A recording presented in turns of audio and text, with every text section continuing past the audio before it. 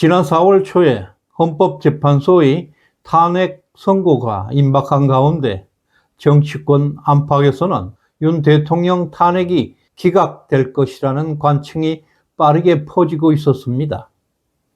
탄핵 인용을 기대했던 민주당과 이재명 대표는 긴장, 초조감을 감추지 못했고, 특히 이재명은 그 당시 은행에 심각한 이상 징후까지 보이기 시작했습니다.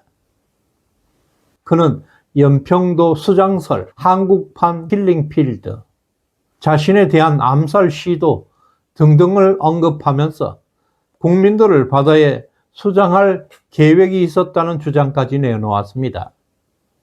이것은 정치적 선동이 넘었습니다. 구속이 눈앞에 다가온 상태에서 나타나는 공황 증세입니다. 실제로 이 시점에서 이재명은 5개 재판에서 총 64번의 재판 지연을 시도하면서 구속을 피하고 있었고, 선거법 2심도 909일 만에 결론이 임박한 상황이었습니다. 결국 이재명의 발언은 멘탈이 무너진 상태에서 나온 심리적 붕괴 현상이었습니다. 이재명은 자신의 사법 인생이 끝날 것이라는 절망감이었습니다. 그러던 중 4월 3일 헌법재판소 탄핵 선고를 하루 앞두고 이재명은 정대철 헌정회장과 극비 통화를 나누게 됩니다. 윤석열 대통령을 조기에 퇴진시키고 내각제 개헌을 통해서 권력을 나눠 갖자는 밀약을 하게 됩니다. 이재명은 책임 총리제, 연성헌법까지 약속을 했다고 합니다. 자신의 구속을 피하기 위해서 그것은 생존 수단이었습니다. 그 직전까지 연평도 수장설과 킬링필드를 외치고 있던 이재명은 이 통화 이후에 이재명의 말투도 표정도 메시지도 매우 얌전해졌습니다. 급속하게 안정된 모습을 보였습니다. 멘탈이 완전히 무너져 미친놈이 되었던 이재명이가 정대철의 전화 한 방으로 구명주를 찾은 듯 했습니다. 결국 윤 대통령의 탄핵 인용으로 이재명은 기적 같은 생존 가능성을 얻고 있습니다. 그렇게 이재명은 정대철과의 밀약을 통해서 기사회생은 했습니다. 그러나 그의 약속은 단 일주일도 가지 못했습니다. 정대철은 이재명은 개헌을 약속했다고 공개적으로 증언했지만 이재명은 곧바로 그런 말을 한 적이 없다고 말을 바꿨습니다. 이재명은 오직 자신의 정치적 생존을 위해서 내각제 세력들과 손을 잡았던 것입니다. 윤 대통령이 파면됐고 조기 대선이 이제 확정되었습니다. 이재명은 눈앞에 권력이 들어와 있습니다. 마치 대통령이 된 것처럼 처신하고 있습니다. 더 이상 그에게 개헌은 필요하지 않았습니다. 정대철과의 약속은, 밀약은 버려졌고 내각제 세력과의 연대는 하루아침에 물거품이 된 것입니다. 이것이 바로 이재명의 생존 방식입니다.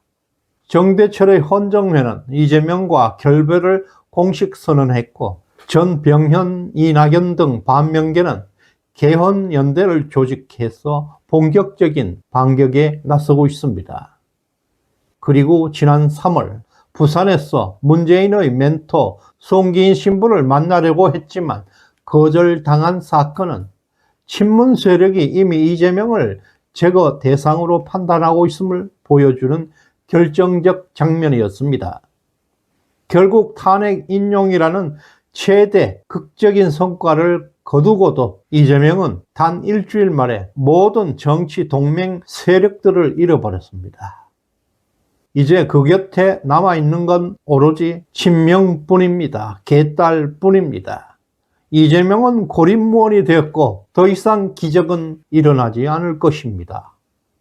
2022년 대선에서 이재명은 문재인 좌파 정권의 전폭적인 지원을 받았습니다. 그 당시 좌파 진영은 분열되지 않았고 이해창과 시민단체, 운동권, 노조 등 모든 좌파 세력들이 총동원되었습니다. 이재명을 중심으로 연합전선을 구축했었습니다. 그럼에도 그 결과는 패배였습니다. 윤석열 후보에게 졌습니다. 그때보다 지금 상황은 훨씬 더 쪼그라들어 있습니다. 문재인이가 나가 있고 정대철, 이낙연, 전병현 등 모두 등을 돌렸습니다. 지금 이재명이는 기대할 세력은 한줌 팬덤과 극성 지지층뿐입니다. 이 상태로 대선을 이긴다는 것은 현실적으로는 불가능에 가깝습니다.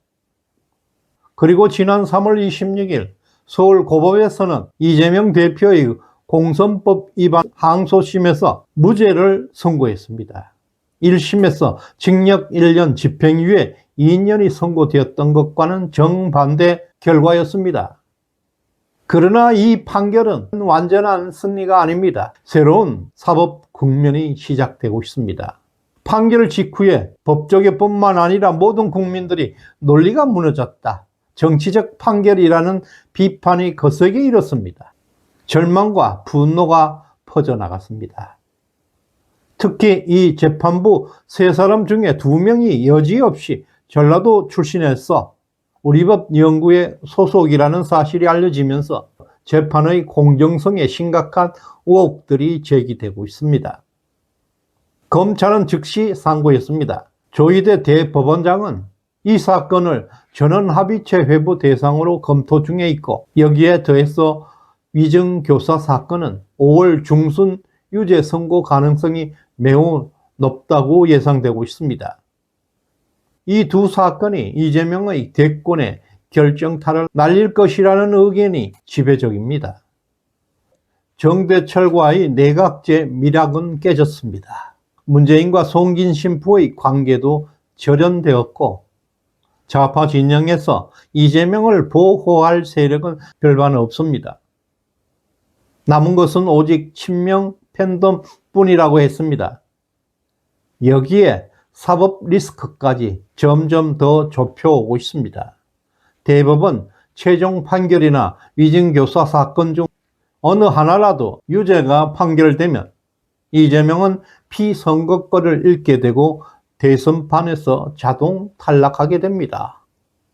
결국 이재명의 선택은 자신이 사는 길은 오직 대선이라 생각하고 있습니다. 아무리 정상적인 사람이라 하더라도 최후의 순간에는 지푸라기라도 잡게 되어 있습니다. 이재명은 오래전에 미친 짐승의 모습을 하고 있습니다.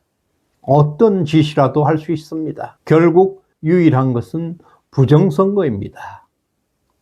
선관위에서는 이미 부정선거를 철저하게 준비하고 있습니다. 그렇다면 우리는 과연 무슨 준비를 해야 하겠습니까? 실제로 2024년 작년 미국 대선에서 트럼프 대통령은 부정선거 방지하기 위해서 6,000명이 넘는 변호사를 투입했고 30만 명의 선거 감시단을 조직해서 운영했습니다. 우편투표, 개표 현장을 철저하게 봉쇄했습니다.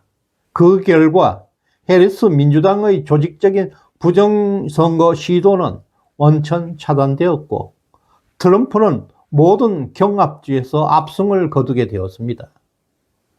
우리도 부정선거를 막을 수가 있습니다. 이번 선거는 갑작스럽게 준비된 선거입니다.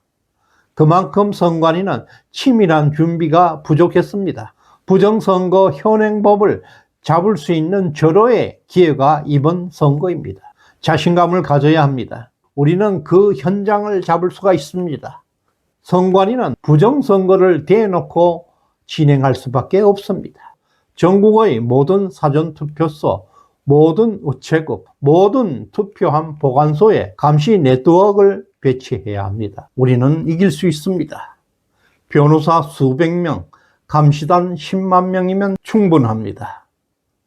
투표 용지 이송, 보관, 봉인 과정에서 모든 과정마다 2중, 3중으로 겹겹이 촬영하고 감시하면 잡을 수가 있습니다. 트럼프는 적진 상태에서도 이겼습니다. 우리도 이길 수가 있습니다. 우리도 잡을 수가 있습니다. 시대정신연구소에 후원해주신 임순민님, 최선영님, 김익환님, 가마실님 진심으로 감사드립니다. 구독, 좋아요 꾹 눌러주시길 바랍니다. 고맙습니다.